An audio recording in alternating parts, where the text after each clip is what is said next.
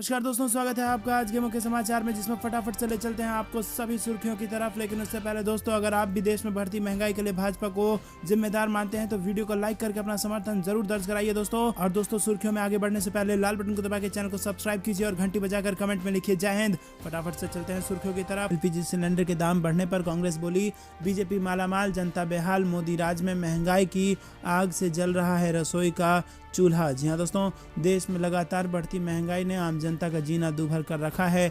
ऊपर से बढ़ते एलपीजी सिलेंडर और पेट्रोल डीजल की कीमतों ने जनता के सामने और मुश्किलें बढ़ा दी हैं। और वहीं पर इन मुद्दों पर केंद्र की मोदी सरकार और सत्ताधारी बीजेपी ने चुप्पी साध रखी है। मुख्य विपक्षी दल कांग्रेस लगातार इन मुद्दों को उठा रही है। कांग्रेस ने एलपीजी सिलेंडर के बढ़े दाम को लेकर मोदी सरकार को निशाने पर लिया है।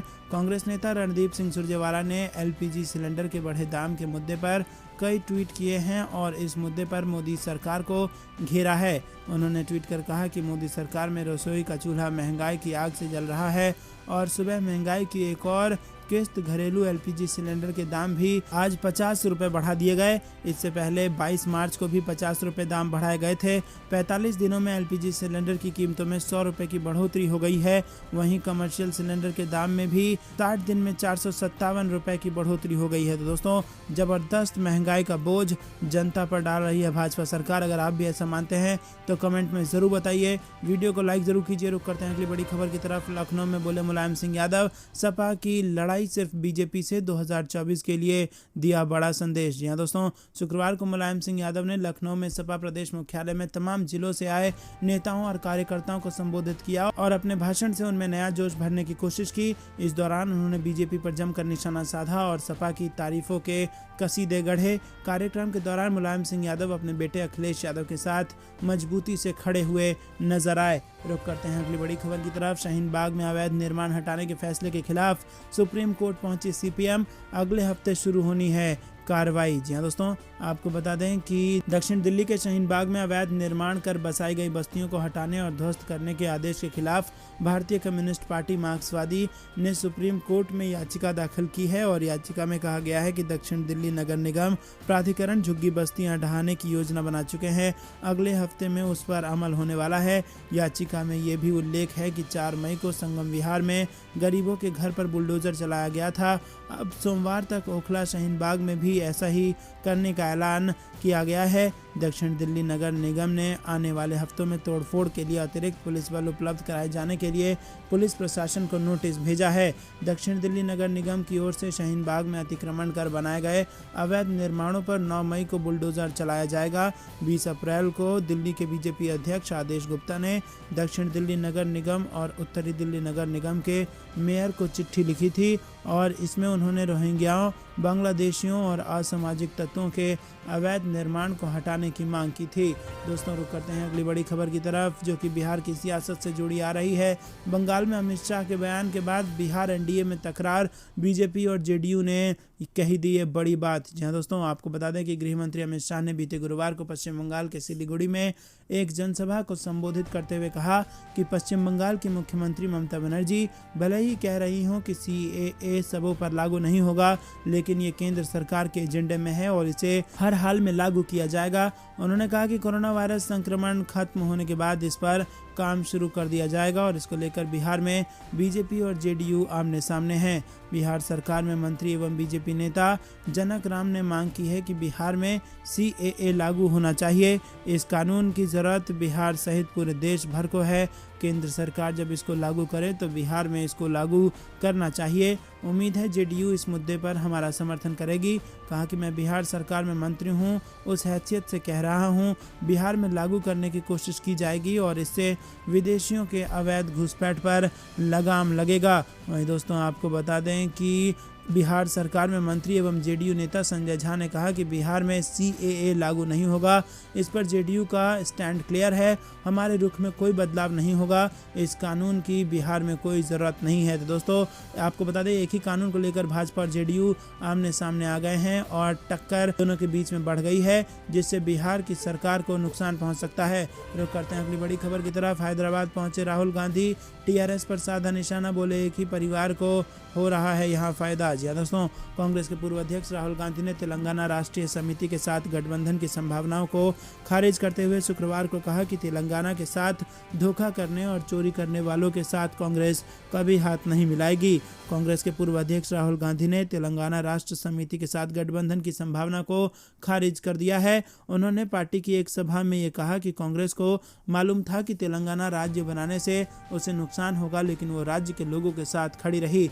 राहुल गांधी ने कहा कि तेलंगाना नया प्रदेश है, ये आसानी से नहीं बना था। इस प्रदेश को बनाने के लिए तेलंगाना के युवाओं माताओं ने अपने खून और आंसू दिए थे। ये प्रदेश किसी एक व्यक्ति के लिए नहीं बना था, तेलंगाना एक सपना को पूरा करने के लिए बना था। उन्होंने सवाल किया कि 8 साल हो गए हैं, मैं पूछना चाहता हूं कि तेलंगाना का जो सपना था, प्रगति का सपना, उसका क्या हुआ?